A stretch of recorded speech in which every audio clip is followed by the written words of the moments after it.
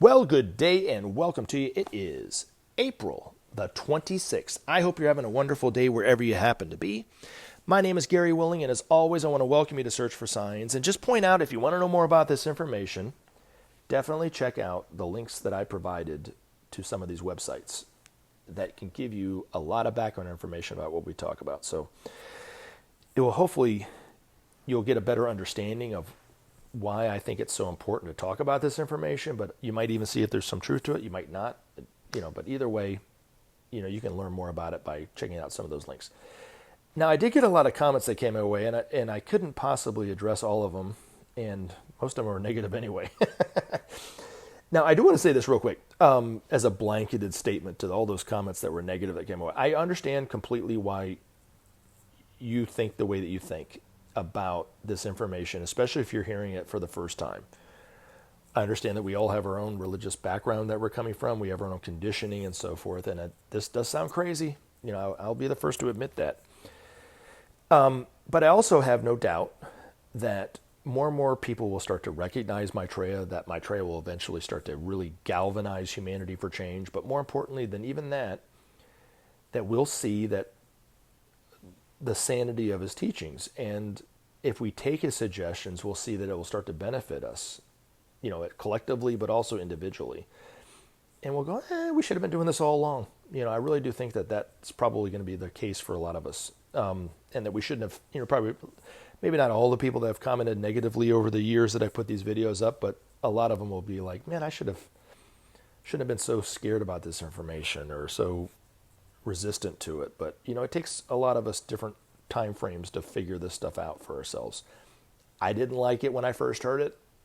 I might not have been quite as reactionary as some, but I understand why people think what they think. Now, I do want to focus in on Ancient White Horse Media's comment, one of the comments that he put up. Aloha, Gary.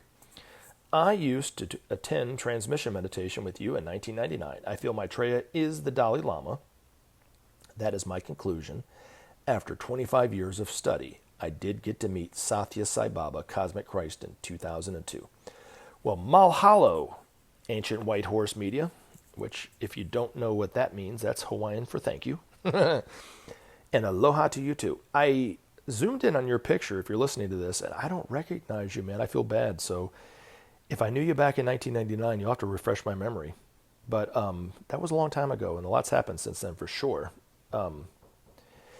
Now, the transmission meditation he's referring to, I don't want to go into it too much because you can go to the Share International site if it's something that might interest you, and you can hear about it from the horse's mouth that way.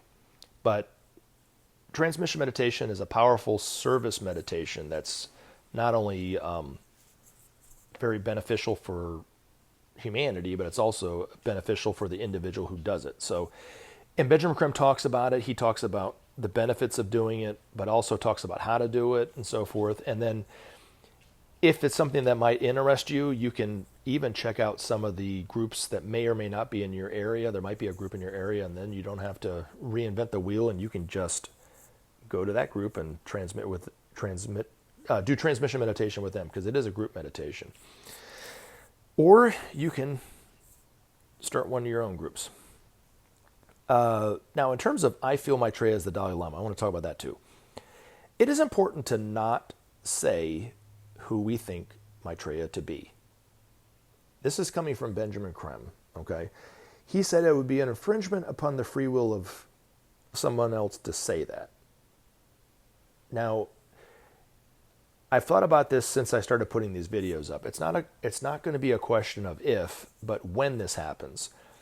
But when more and more people start to recognize Maitreya, and they know the name that he's using, I'm sure somebody out there somewhere is going to think it's this wonderful idea, and the best thing that they could do to post a comment on this channel that they saw Maitreya, this is the name he's using, this is where you can go see what he had to say, and all that kind of stuff. And of course, I'll have to take that comment right down, and then I'll probably have to either restrict comments or basically not allow comments until after Maitreya has declared himself as Maitreya.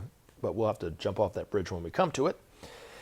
But it's important for us not to say it. Now, it is an infringement upon the free will of someone else to say those things.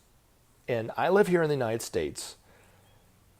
infringing upon other people's free will seems to be not only ingrained in the culture of America and Americans, but also into the psyche and the minds of the individuals living in America. Now, Maitreya, once he's out known for who he is, will start teaching humanity the laws of life. One of the big ones is living harmlessly. And when you infringe upon other people's free will, you actually harm that other person. When you harm someone else, it comes back to you in harm. So it's of the utmost importance for every one of us to look at how we can live our lives more harmlessly. But it starts with not infringing upon people's free will. And it's very difficult for Americans to grasp this concept because, like I said, it's all throughout our culture. It's within the moral framework of this country. You look at the way the United States has acted internationally in terms of all the invasions that we've done over the years, even the groups within our country, the Native Americans, the African Americans, and those kind of things, and even other groups and so forth, how we infringe upon their free will. But even individually, we all do it. People tell you what to think, how to feel even. You should feel this way. You should be scared about this. That's all an infringement upon somebody else's free will when you do those kind of things. But it's more important to, according to Maitreya, to recognize what he's saying and the truth of what he's saying than it is to recognize him. And if it was more important for us to recognize him as him, he would already be saying his name is Maitreya. And then we would all know, but it's not. It's more important to recognize what he's saying and the truth of what he's saying. So, and the importance of what he's saying. But I will give a hint. Look for a simple man. Don't look for a picture that, don't look for somebody that looks like one of the pictures out there. Like his most popular photo is how he appeared in Nairobi, Kenya with that white headdress. He obviously doesn't look like that. But also look for somebody who doesn't align themselves with any type of group, religious organization, political organization, country even, those kind of things. He won't head up any organization, corporation, or country. There are people who over the years have commented saying that they knew that Maitreya, Barack Obama was Maitreya. Well, Barack Obama was the president of the United States. Maitreya is not going to be the president of a country. He's not going to be a prime minister of a country.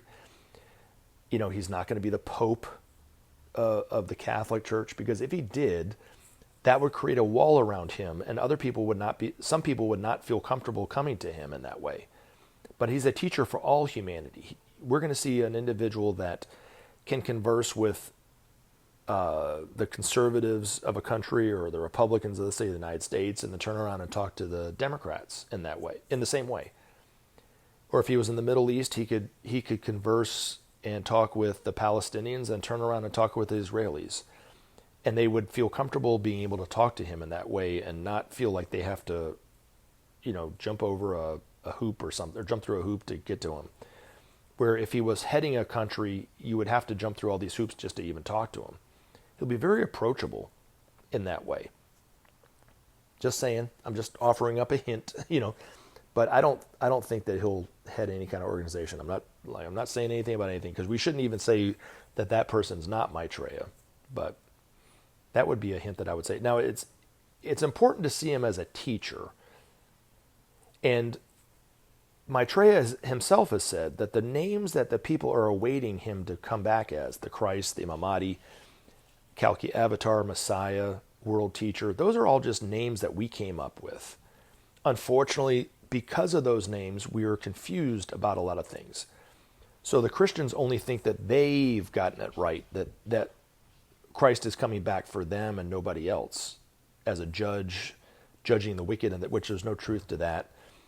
There are probably some fundamentalist Muslims that think that the Imam Mahdi is coming and there's no truth to the Christ coming back and so forth. But he says, if I'm the Christ for the Christians, what about the Imam Mahdi for the Muslims? He goes, these are just names that you guys came up with, causing confusion, of course. But he just prefers to see himself as a teacher, making the same claim that your third grade teacher could make, really. But he's a teacher in the broadest sense for everyone, for the whole world, not just for one particular group. Which leads me to Greg Niss's comment, because he even mentions this. At Search for Science, who is the teacher you talk about? Just use their real name.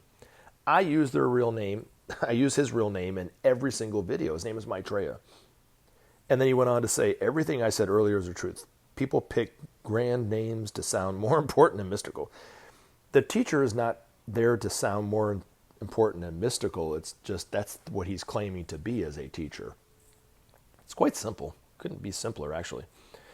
We make things so complicated sometimes. The same thing many people have said, the same things before. Jesus or his followers would never call themselves masters, nor would he call himself other than Jesus Christ. Many other people have said the very same thing with no proof. Now, if you look historically about Jesus, during Jesus' life, when he was teaching the people in Palestine, he never referred to himself as Jesus Christ. Even in the Bible that we have today, there's not one reference to him referring to himself as Jesus Christ. That all came in after. And I don't even think the writings of John and Revelation, for instance, or Peter or some of the other disciples, when they referred to him as Jesus Christ, that they even said that. I think that was put in there after by man. But historically, Jesus did not refer to himself as that. He referred to himself as rabbi or teacher. A lot of the people called him rabbi. Go look at it. So that's not true. And also, there's no truth to the fact that I'm not offering up any proof. I offer up proof all the time. It might not be the proof that you want. It might not be the proof that you're looking for, but I offer up proof all the time. My own experiences that I talk about with Maitreya. Now, granted, I'm just a nobody, but it's also better that I'm a nobody, that I'm not an authority or any kind of celebrity, because you can have an honest reaction to what I say and say, well, I don't really buy that. And that's totally honest for yourself, right? Now, I know that those experiences happened for me, but you don't know me. So it's better for you not to know me. I'm just telling you this, and if you don't believe me, you don't believe me. Same thing with the other proof, which I think is more important, based on the one of the core teachings of Maitreya. Without sharing, there could be no justice. Without justice, there could be no peace. And without peace, there could be no future. I talk about the Marshall Plan and how that brought about peace amongst those nations. It's evidence. It's historical evidence that that's true. I also offer it up, it doesn't take much to really know how important peace is, because we have the weapons to destroy ourselves multiple times over. So that's other pieces of evidence too. Like I said, not maybe what you're looking for per se, but that's evidence that I can offer at this moment in time. So, and then lastly, I want to focus on this comment. John Heron wrote, William Cooper exposed you New Age mystery Babylon commies decades ago. Get behind me, Satan. Now, I've never said that phrase, get behind me, Satan, but I have said that phrase when I was driving in Atlanta traffic multiple times. When some car behind me or in front of me is going really slow, get behind me. You can go as slow as you want, just as long as you're behind me. But when I'm late to work, man, I got to get around you. Now, I am going to include this link in the description of this video. It's William Cooper, in his own words. It's a recording of him in a interview where he admitted that there was no truth to what he said about UFO abductions, animal mutilations, or the treaty that these aliens had with our governments. And I've read Behold a Pale Horse multiple times. I actually read it before I knew anything about this information, actually. That's how long ago that was. And, he's got these Xerox copies of, these things say top secret on it, and you read all this stuff, and a lot of it's blacked out from here to there or whatever like that. But he was offering up evidence that there were UFO abductions, that the governments knew about it. They were sanctioned by the government because they had treaties with these aliens that he liked to refer to them as. And what I guess to his credit, right before he died, he came out and said that there was no truth to it. Now, I don't agree with what he was saying, that there's no evidence that UFOs are out there, because he went on to say in this video there's no evidence that they even exist. But at least I guess he admitted it. But it also kind of puts to question everything else that he said was true. The Illuminati, even what he talked about in Behold a Pale Horse about Maitreya and so forth, it kind of puts all that into question as well, because if he was so convinced that what he was saying was true in that book about aliens and how nefarious they were, and then he came out and said there was no truth to it, then I'm not saying that there is or there isn't, but it definitely, you could it would beg the question of, well, is everything else you said is true? Now you also want, this other person wanted proof, Greg Niss, right? One of the things that Benjamin Crime's master said, and William Cooper is a fine example of this, or proof of this, that he said, fear and joy are equally infectious. And he infected millions of people with his fear. And I'm sure those people infected other people and other people and other people. It really, he did a lot of damage to people because they're so afraid of, let's say, UFOs taking us over. That's not happened. And then when I read Benjamin Crime's view of UFOs and then George Adamski, they took a different view. They said, no, they're here helping us. In fact, Benjamin Creme said in every one of his lectures, if they were here to take us over, why wouldn't they have done it eons ago when we didn't have electricity or computers or the weapons that we have today or mass communications? They could have taken us over when we were still cavemen. That would have been a lot easier now, wouldn't it? So why would they try to take us over now? Now, to William Cooper's defense about there's no evidence of UFOs, he did pass away and was killed before YouTube, but now there's so much evidence on YouTube even of UFOs. The lights over Jerusalem, the Norwegian spiral, are two big examples. I even talked about it in one of my videos, a time when I asked Maitreya if he could ask the Space Brothers to appear for my family, and he did. And I wasn't even the first one to see it. My brother's neighbor saw it, but it was in the sky like a big red flame, and it was quite extraordinary. So there's evidence of these UFOs all the time. And I never once felt afraid that they were about to come over and take us over or abduct us. I felt totally safe. I felt at peace. I felt like it was like a joyful experience. So somebody else might have had a different view. My brother thought it was a plane with its light out, But anyway, that you have to listen to that video if you want to. But yeah, I mean, it really does show a couple things, like I said, about William Cooper, just to kind of tie it up. It really does show what he said about aliens. There's no truth, because he even admitted it himself. But also, it shows that fear and joy are equally infectious. They infect people like a disease, man. It really is wild. And the fear that's going out there now on all levels, politically or religiously and everything like this, does the same damage. But when you see Maitreya and you recognize him, you'll see somebody who has nothing but joy, whose joy will infect the hearts of humanity just the same way as people's fear infects the minds and hearts of humanity of today. So hopefully we've learned something about this information by those taking the time to comment. And I hope everyone has a great day, and I'll talk to you later. Remember to take action and help SOP save our planet.